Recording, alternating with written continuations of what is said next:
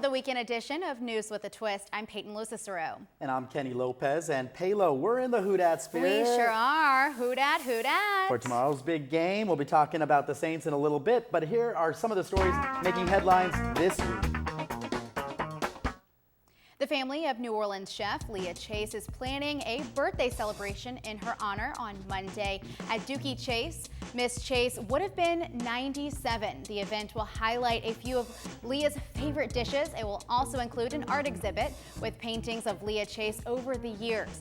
The event starts at 6 p.m. and reservations are available for $100, and all of that money will go to support the Dookie Chase Foundation. She made some great gumbo. She did. And taking a look around the Superdome during the Sugar Bowl, it might have looked a little bare. Okay.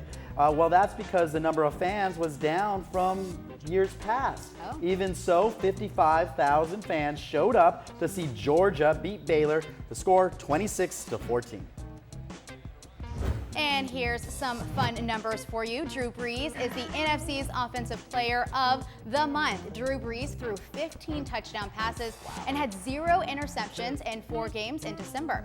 The Saints went on to win 3-1, with their only losses being a 48-46 shootout with the San Francisco 49ers, which happens to be the #1 seed in the NFC. So, yeah, he had a great month. Yes, he had a great month. And while we are still talking about the Saints, the schedule for the 2020 season is out. There are some potential cold weather road games on tap, including matchups with the Denver Broncos, Chicago Bears, and Philadelphia Eagles. The Saints will also get rematches at home with the San Francisco 49ers and those Minnesota Vikings. You know, you got to put that schedule on your fridge so you can start keeping track of all their wins, right? Be prepared for next season. Have you seen the Joan of Arc statue in the French Quarter lately?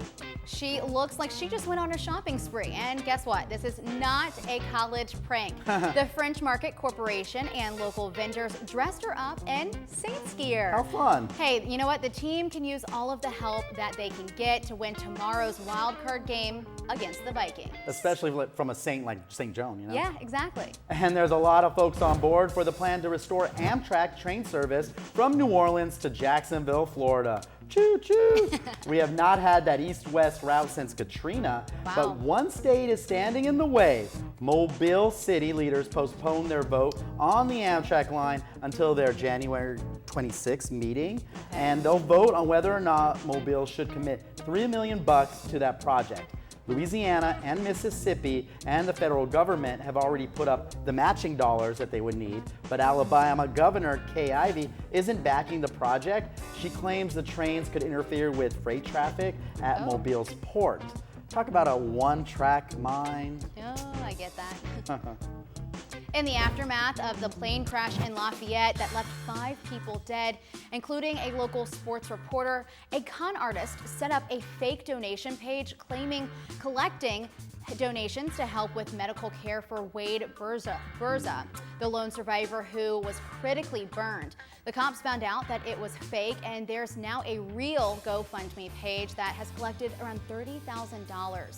So if you're planning to make a donation, that's great. Just be careful when you give that money and know where it's supposed to go. Yeah, good advice. Good always conquers evil, right? Yes. And a suspect is under arrest in Shreveport for the murder of an East Texas deputy. Deputy Chris Dickerson stopped a car early New Year's Eve morning, and the driver got out and shot him several times before driving off to Shreveport. Neighbors heard the gunfire, and one of them raced over to Dickerson's squad car and used the radio to let the sheriff's office know what had happened. Deputy Dickerson died at the hospital. The suspect, Greg Newsom, was captured later, and no word yet on any motive. Baton Rouge police have made an arrest in connection with 3 homeless murders last month. 29-year-old Jeremy Anderson is charged with first-degree murder and 1 count of second-degree murder. On December 13th, police say the bodies of a homeless man and woman were found with gunshot wounds. 2 weeks later, on December 27th, a third homeless man was found shot and killed. Police issued a warning to homeless folks not to sleep outdoors, and they believe that all 3 murders were connected. Ben Franklin said, "Nothing is certain, but death and taxes. But he should have included rising gas prices, right? The smartphone app Gas Buddy says gas prices in 2020 will actually be lower. That's good news than last year. And they're at $2.60 per gallon. That's not bad. That's only 2 cents less, but we'll take what we can get, right?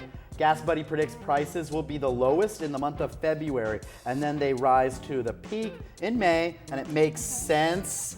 Get it? Makes sense, I got because it. May is a busy travel month. Thanks for getting it. Yep. My cheesy joke. President Donald Trump's re-election campaign raised $46 million in the final quarter of 2019. The campaign also has more than $100 million cash on hand. That's the most any 2020 candidate has. This even after getting impeached by the House. His campaign says impeachment has actually brought in more money. The day Congress voted to formally launch the impeachment inquiry, in October, the campaign raised $3 million online. Wow. That's a lot of money. That is a lot of money.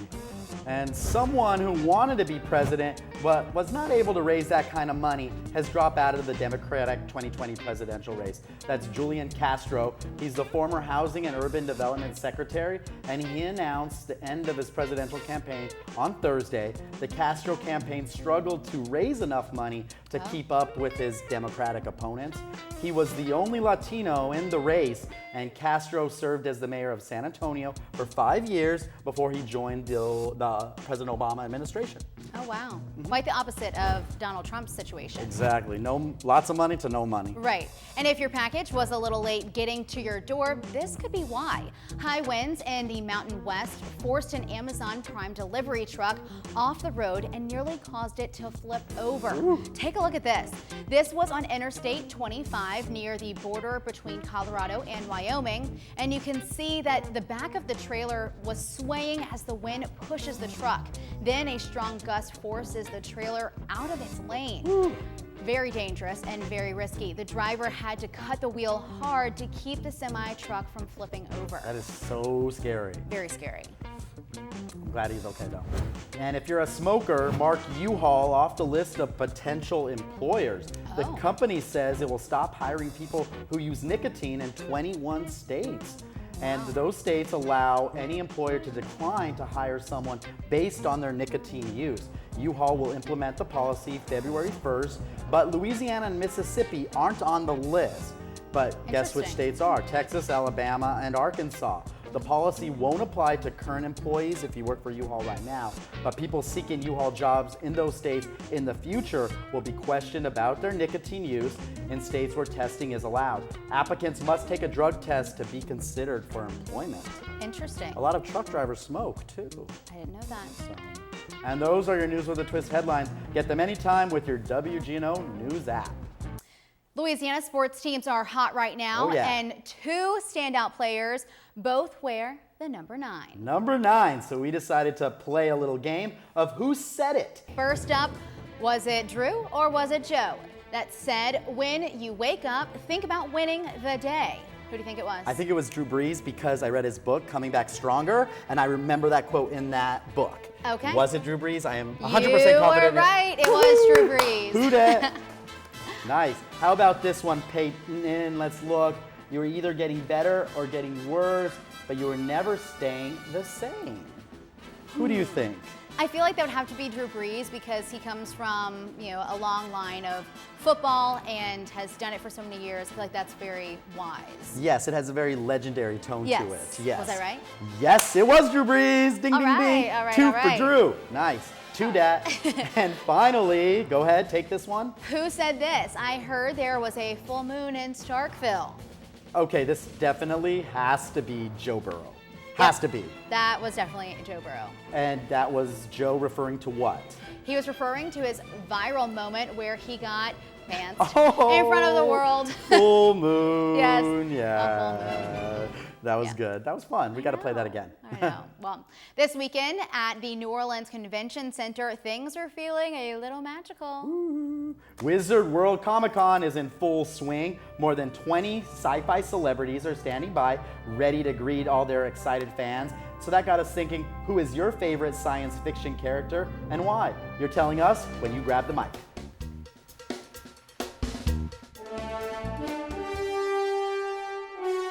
Black Panther because he is unstoppable and ain't nobody finna beat him. I would have to say the Invisible Man. Only for the fact that he can take all his clothes off and stand around and nobody knows that he's there, which is kind of creepy. My favorite science fiction character is pretty much anybody in an Octavia Butler book. Personally, for me, it's got to be Chewbacca the Wookiee because he's big, he's tall, he's hairy, and though he doesn't really say anything that we can understand, he expresses a lot of character and a lot of action. I'd have to say R2-D2 because he's cute and I like his little voice. Kenny, what was your favorite character? I am Batman. Oh, that's a good one. That's I my like that favorite. one. What about you? Mine's Superwoman. Oh, yeah. Yeah, fearless she leader. flies. But Yeah. Batman can fly, too. So we That's could true. fly in the Fly skies, together. fighting crime in the sky together, right? Yeah. And since it's officially a new year, we decided to take a look back, and these are a list of our 2019 stories that made the top of the list for the WGNO website. Awesome. And these are the ones that got the most clicks on WGNO.com during 2019. So let's check them out in our this week's twist list. Here we go.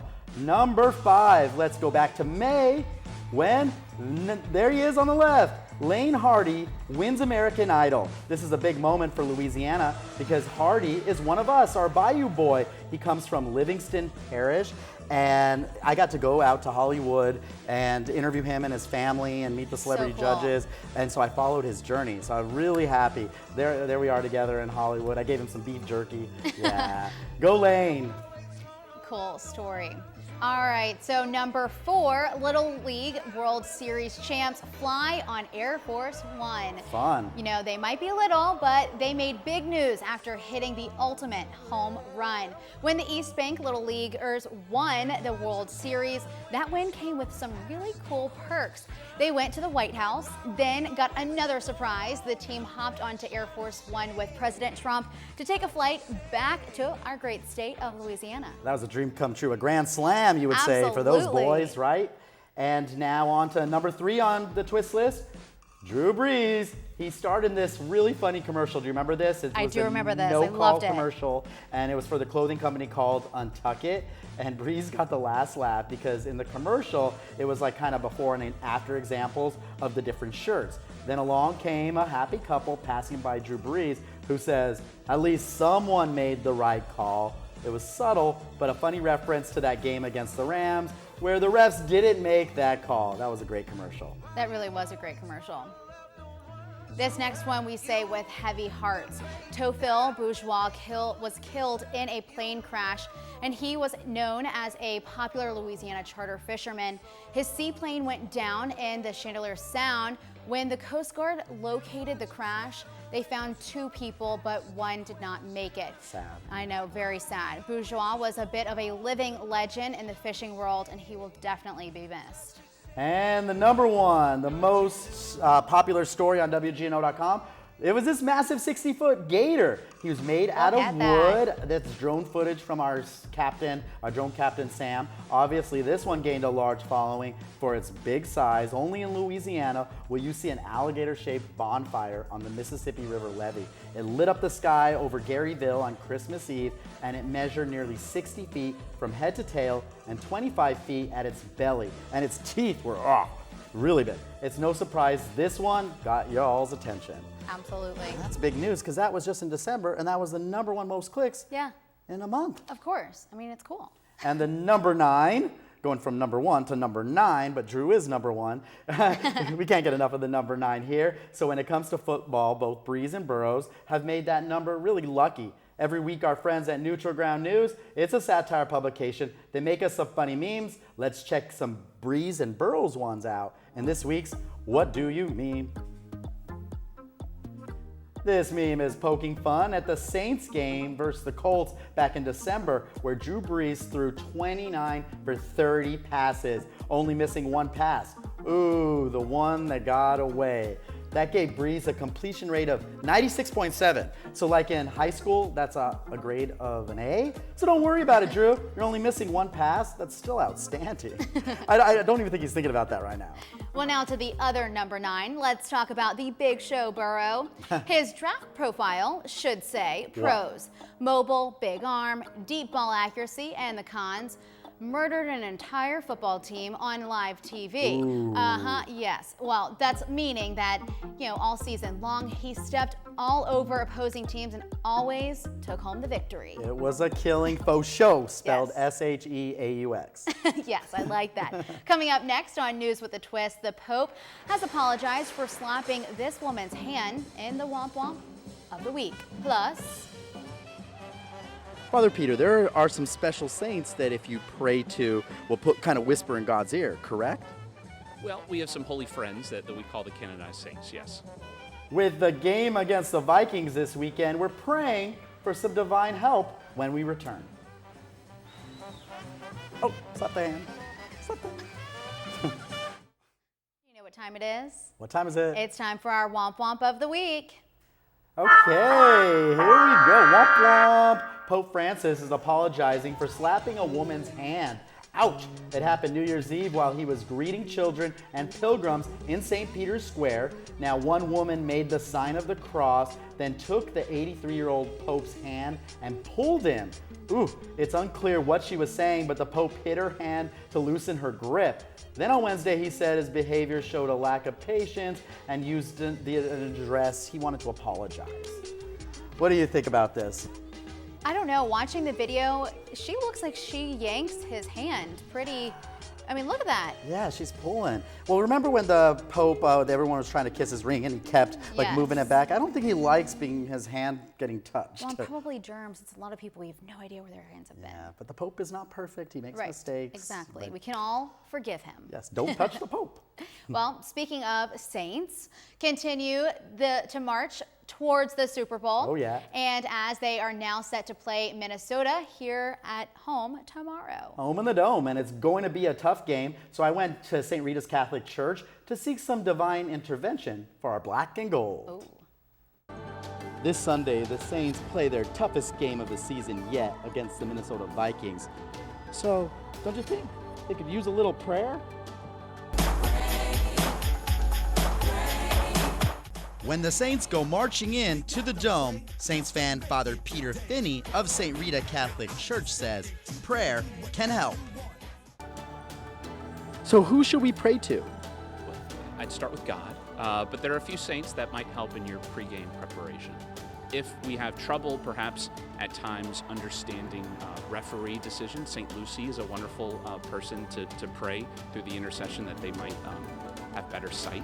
St. John Paul II, a pope who conveniently enough has only touched down in one stadium still in the NFL playoffs, the Superdome. Didn't go to Minneapolis, didn't go to Atlanta, did go to Philadelphia, but not to the Link. So that's a help.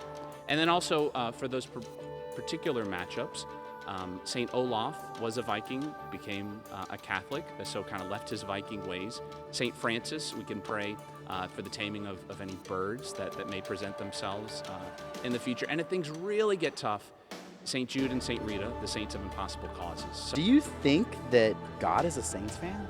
I think God is probably a fan of all creation, so Vikings, birds, all those things, but certainly the saints are a little closer to his heart than some of those others.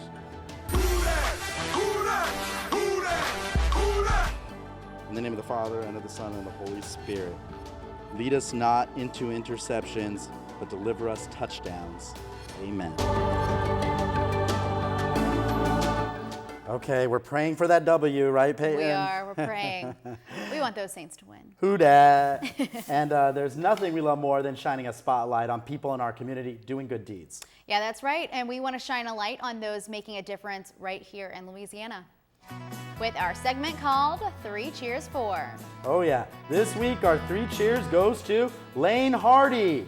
Hip, hip, hip, hooray! American Idol champ, Louisiana native Lane Hardy is going to be singing the national anthem tomorrow at the Viking Saints game. How His cool. mom, Cindy, yeah, very cool, says that he's nervous, but he's ready. In May, Hardy became the first Louisiana singer to ever win the popular singing competition. Now, kickoff for the game is at 12:05 in the Superdome against the Vikings, and Lane is the first musician from Louisiana to ever win American Idol. Pretty cool. Very cool. So if you know of somebody else that you want to feature here on our 3 Cheers For, send us an email to WGNO.com with a picture or a video, and we'll feature them. Absolutely. Coming up, we all love Disney, but do you know what Disney character you are? It's a new viral trend on Instagram, and it's giving us all the answer. Can't wait to see. Wonder.